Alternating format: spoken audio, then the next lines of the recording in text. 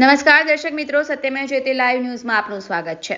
ભારતીય જનતા પાર્ટીના ward number 16ના councillor Snehal પટેલે સભામાં રજૂઆત કરતા જણાવ્યું હતું કે નોટિસ આપવા છતાં પણ દબાણ હટાવવાની કામગીરી કરવામાં આવતી નથી।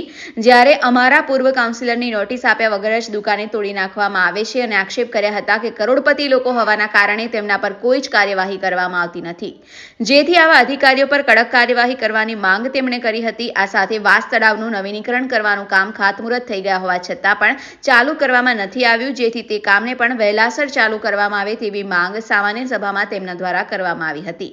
આમ શાસક પક્ષના કાઉન્સિલર દ્વારા જ આ પ્રકારના આક્ષેપ કરવામાં આવતા પાલિકાની કામગીરી પર સવાલ ઊભા થયા છે। રિપોર્ટર સની સિંધે, સત્યમેવ જયતે લાઈવ ન્યૂઝ, વડોદરા। મારા વિસ્તારની રજૂઆત તો એવી હતી, પહેલાં તો જે દબાણો માટે અધિકારીઓએ 7 મહિનાથી જે નોટિસો આપી છે એમના પર કામ નથી કર્યું। અમારા પૂર્વ કાઉન્સિલર ચંદ્રકાંતભાઈ ગજ્જર, જેમને નોટિસ આપ્યા વગર એમની જો દુકાન તોડી નાખતા હોય, જે પૂર્વ કાઉન્સિલર હતા અને અહીંયા કરોડપતિઓને નોટિસ આપી છે છતાં પણ એમનું તૂટતું નથી, એટલે મેં રજૂઆત કરી હતી કે જેથી 27 મીટરનો રોડ ખુલ્લો થાય। અધિકારી નોટિસ આપે છે, કામ કેમ નથી કરતા એ વિષય છે, અધિકારી નથી માનતા એ વિષય નથી।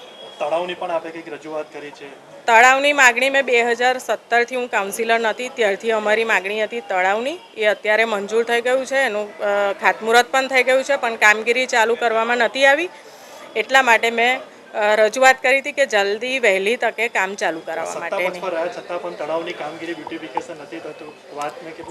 હમણાં 1 મહિનો થયો છે, એનું ખાતમુહૂર્ત કરીએ એટલે જલ્દીથી કામગીરી થાય એની મારી રજૂઆત હતી।